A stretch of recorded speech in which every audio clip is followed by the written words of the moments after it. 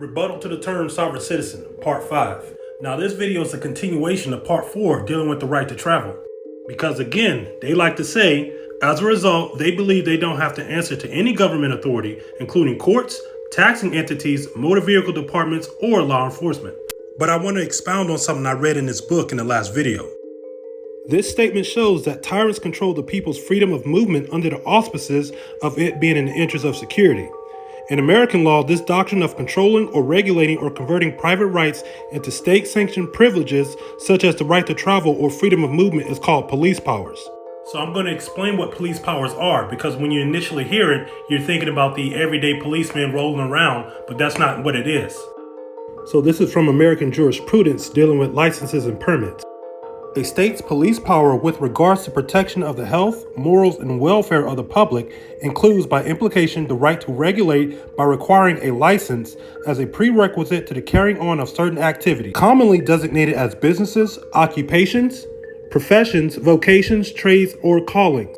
States have a compelling interest in the regulation of the practice of professions within their boundaries, and this regulatory power is generally limited to activities carried on within the state, and is restricted to those activities and occupations to which the states afford some measure of protection and support. What that's saying is that the police powers regulate all things pertaining to business within the state.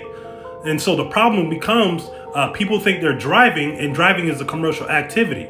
So what they don't tell you about is your right to travel. See, what they're doing is they're converting your right to travel under the auspices of it being driving. So let's look up driver in a law dictionary.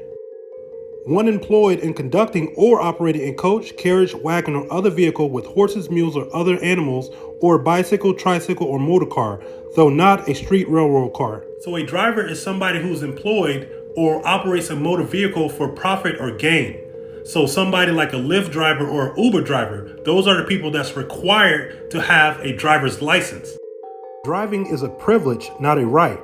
The Oklahoma state government regulates the activity of driving on the state's highways in the interest of public safety and general welfare.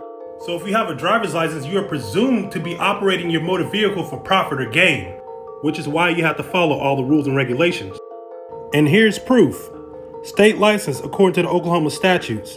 State license means a license, certificate, registration, permit, approval, or other similar document issued by a licensing entity, which will be the motor vehicle department, to an individual or business, a right or privilege to engage in a profession, occupation, or business in this state.